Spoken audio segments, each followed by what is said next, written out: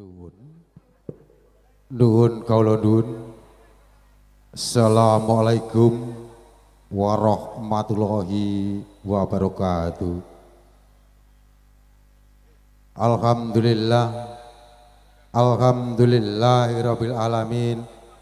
Wassalatu wassalamu asrafil anbiya'i mursalin wa ala alihi washabihi ajmain amma ba'du. Lumpun dening kabahagiaan kawilujengan katentreman mugi tansah kajiwa kasarya temantu sagung para tamu sadarum. Kunjuk panjenenganipun para pepunden sesepuh pini sepuh aji sepuh ingkang hanggung mastuti dumateng pepoyaning kautaman ingkang dat pinundi saha kinabekten. Para pangre pangemban pangembating praja miwah sadran negari ingkang minangka dados pandam-pandaming para kawula tasih ingkang sinuba ing pakurmatan. Boten katalempén panjenenganipun para haji hajiah ingkang rinten kalawan dalu tansah sinanding wahyuning kitab suci ilahi minangka panuntun kiblating panembah ingkang satuhu bagya mulya. Para tamu kakung Semar Putri ingkang dat kalingga murdaning akram. Marsudi ing reh budaya karana luhuring budaya dadya ukuraning jiwa Jawi. Amit amit pasang kalimantabi mugi tinebehna ing illa duni linepatna saking siku dendaning Gusti niki Allah Subhanahu wa ta'ala.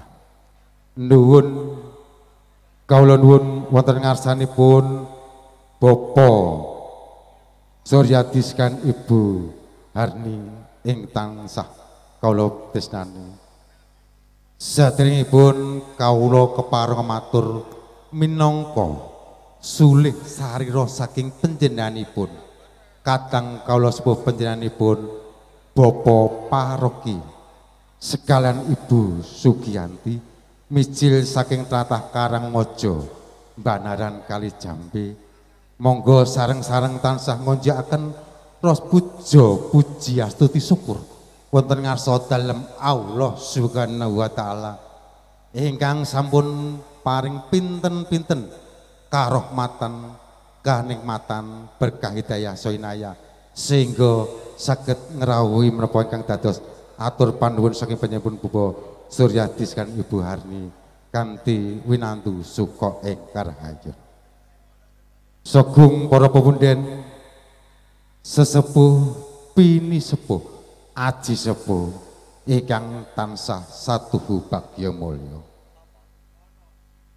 Kawula ing mriki saestu supados dados talange basa saking panjenenganipun kadang kula sepuh panjenenganipun Bapak Paroki awit panjenenganipun boten kuwai matur piyambak wonten ngarsanipun kadang pisan panjenenganipun Bapak Suryadi kan Ibu Harni namung kanthi sak wonten sak madyanipun jangga pramila dapur kawula ingkang piniji matur wonten ngarsanipun Bapak Suryadi sak kulawarga.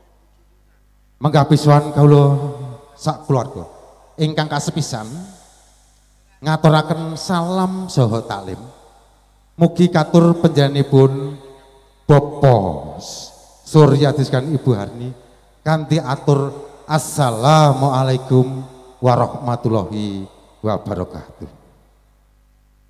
Ingkang salajengipun bilih pisuwanan kawula bilih rikala dinten Selasa Pahing Surya kaping gangsal 12 April warsa 2000 langkung panjenenganipun Bapak Suryadi bebasan angebun-bun nenjang hajet jawah sonten ndodok latar notok kori sinatan nginang Jambe Gambir nglamar putra pawistri panjenenganipun Bapak Paroki panjenenganipun Kusmerara Dyayu Feryawati supados kadhawuh kalih panjenenganipun Bagas Surya Aditya pramila atur panuwun saking panjenenganipun Bapak Suryati sak kulawarga. Alhamdulillah panjenenganipun Bapak Paroki sendika dawuh sampun kaaturaken, sampun kaicap kabulaken miturut sah mungging pamrentahan, sah mungging agami atawis tabuh 8 enjang wonten ing kantor urusan Kecamatan Agama Kalijambi. Sagung para punden sepuh bini sepuh ingkang satu bagya mulya, bilih atur panuwun saking panjenenganipun Bapak Suryati wonten ing ari kalenggan medal Sang Beniji Triat Mojo pinanganten sekali kan. Kawula aturaken masih borong panjenenganipun anggenipun paring sesrepan, paring saruwi dumateng pinanganten putri nggih panjenenganipun Bagus Feryawati. Lan wabilih wonten mriki monggo kasuwun paring sesuluh, paring pitedah supados saged nuhoni menapa ingkang dados umpyakipun warga ing lesan mriki. Ingkang salajengipun menggah pisowan kawula kadherekaken sanakadang tangga tepalih boten saged kawilang tunggal buka sawiji semanten kathahipun dadosaken bot repotipun panjenenganipun Bapak Suryati sekalian Ibu Harni sak kulawarga wonten padukan klesan.